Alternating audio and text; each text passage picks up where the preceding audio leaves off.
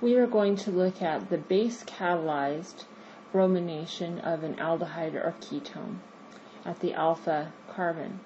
And this is also called the haloform reaction, and it's also very selective if you have a methyl group next door to the carbonyl group. It will take that methyl group and completely remove it to make a carboxylate. So these are very different. If you're doing these base catalyzed reactions, you can't stop them part way. They go all the way to completion, unlike the acid catalyzed, where you can add one halogen and be done with it. If you do base catalyzed, you're going to keep going and going and going until you can't stop. So to show this, I thought we would use a ketone, and I thought we'd make it similar to the aldehydes we've been using previously. Just a little bit different. And I'm not going to do all the steps because there's just simply too many of them.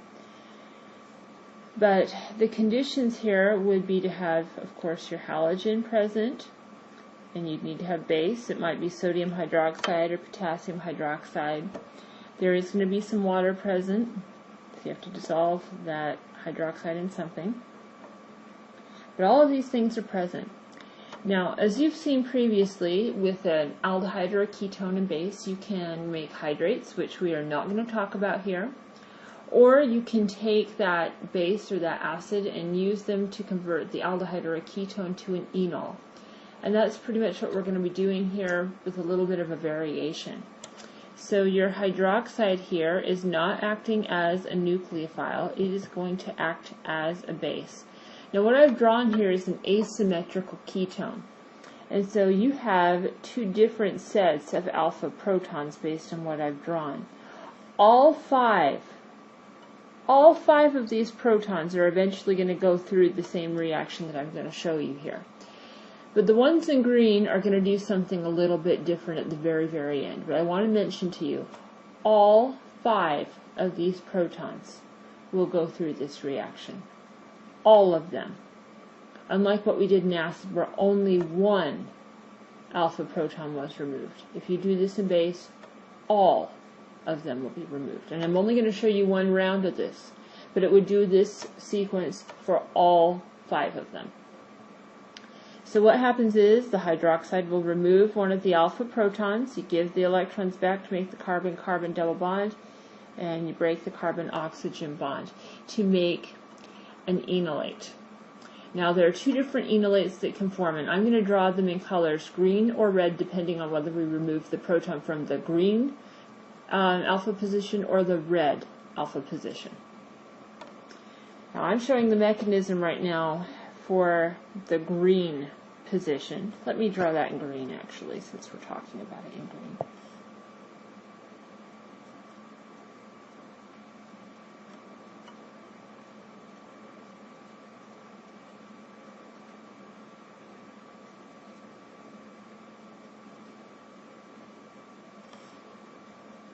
And of course there is resonance.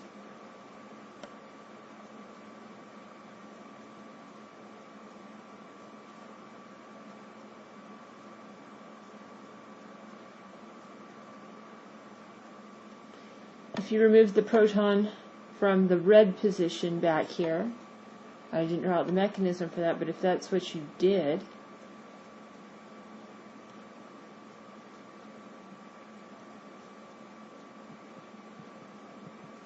this would be the enolate that you would have initially.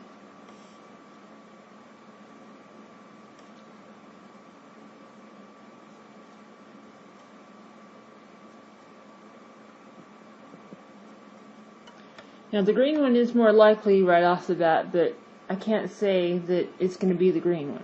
It could be the red one too, because they're both alpha positions.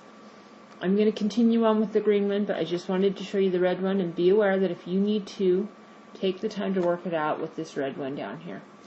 I'm not going to take the time beyond this to mention that this enolate also forms. Okay? But it does form. Now, once you have it, you're going to do some more chemistry. You've got this enolate. And you can do this from either of these two resonance structures, but I find the one on the left is easier because you see the carbon-carbon pi bond. and that's going to be a lot easier for you. And I'm going to redraw that one on the next slide.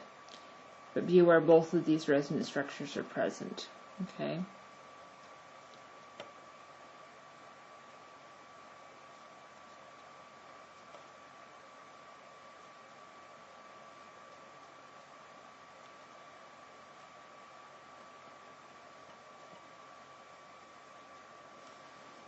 What this enolate is going to do is react with your bromine molecule.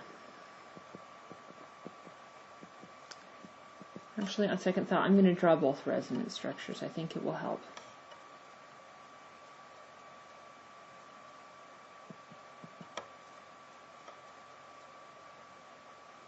And as you can see, it's the alpha carbon that bears some of that negative charge. Okay, so like we've seen with other alkenes reacting with halogen in solution, the alkene is going to act as a source of electrons toward the bromine. And you will use that pair of electrons to make a bond to bromine. Now, bromine can't have 10 electrons to break the bromine-bromine bond. And at the same time this is occurring, you will reform the carbon-oxygen bond if you're using that top resonance structure. If you're using the bottom one, you'll just take the electrons and add directly to the bromine. So you can do this from either resonance structure. You could also do this for the other enolate that I've drawn here. I'm just not going to take the time to do it with that one. Okay, so the bromine is going to add to the alpha carbon.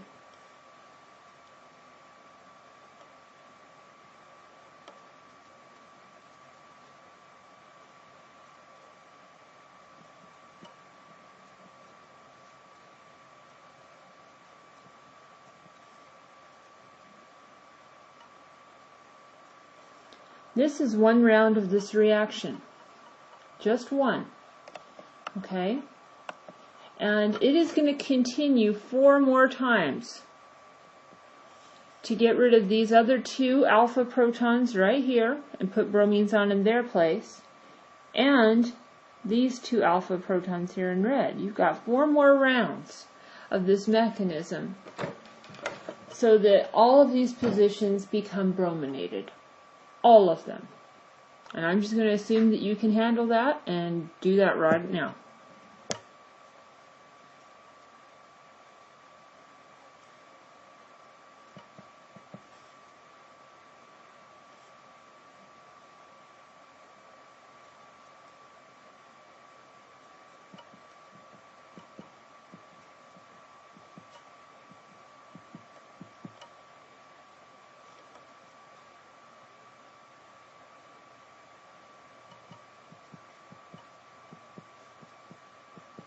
Okay, so this is what you're going to end up with. You're going to brominate all of the positions.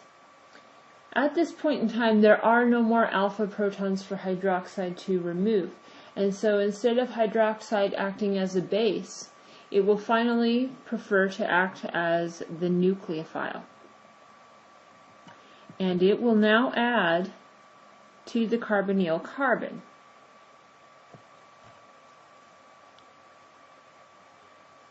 And you'll break the pi bond. By doing so, you're going to make an anionic tetrahedral intermediate.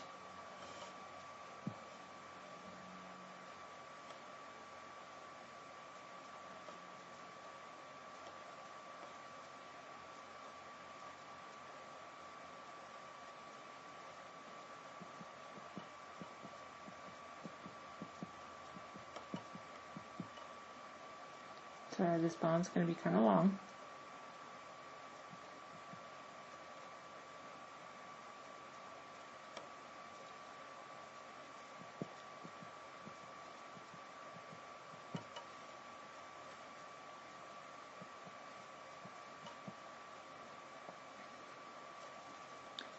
Okay. Now, you have a tetrahedral intermediate, and that carbon-oxygen double bond is going to reform. It is. Now, some of you may say, Sister Soul, you do not have a very good leaving group. You have to kick out hydroxide. Hydroxide may kick out. But what you also have is a CBr3 group. Normally, you do not break a carbon-carbon bond to make a carbanion. They're not very good bases. They just aren't. They're usually very strong bases, and you don't kick out strong bases. But CBr3 and other halides like this is what's called the haloform reaction when you have the halide on this carbon. They tend to be much weaker bases because of inductive effects. These halogens are very electron withdrawing from that alpha carbon, helping disperse the negative charge. So as that carbon-oxygen double bond starts to reform, you can break this carbon-carbon bond. But it can only happen to a carbon with 3 halogens on it. So the one there on the left can't go. It has a carbon-carbon bond. So you can't remove that. And this was often used as a test back in the old days of chemistry to see if you had a methyl ketone present, because the color of the reaction changes when you do this, and they could tell that they had a methyl ketone and that there had been a methyl group next door to the aldehyde or the ketone. But it will kick it out, and is favorable chemistry in terms of the base strength that you are making. So we have reformed this carbon-oxygen double bond.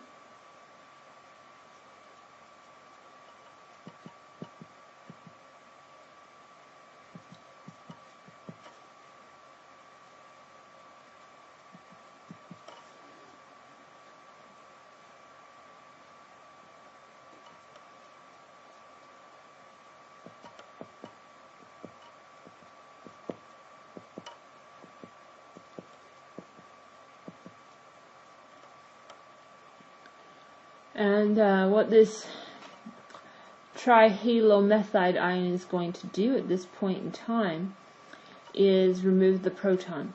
You can use hydroxide to remove the proton from the carboxylic acid, or just go right with what you have right off the bat. You can save yourself a step if you want. The point is, though, this proton is going to be removed either by a hydroxide or this trihalomethide ion. And since I have the trihalomethide ion, I'm going to remove the proton with it.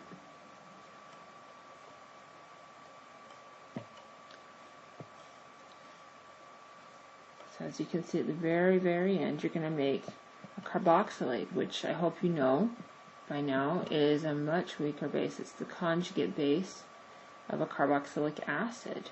And they're very weak bases. So this is very favorable chemistry in this sense.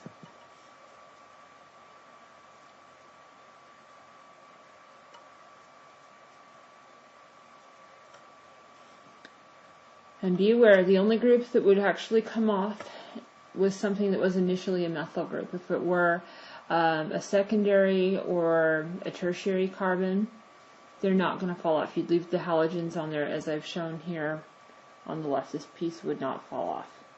But if it had been a methyl group, it will fall off and you will make the carboxylate component.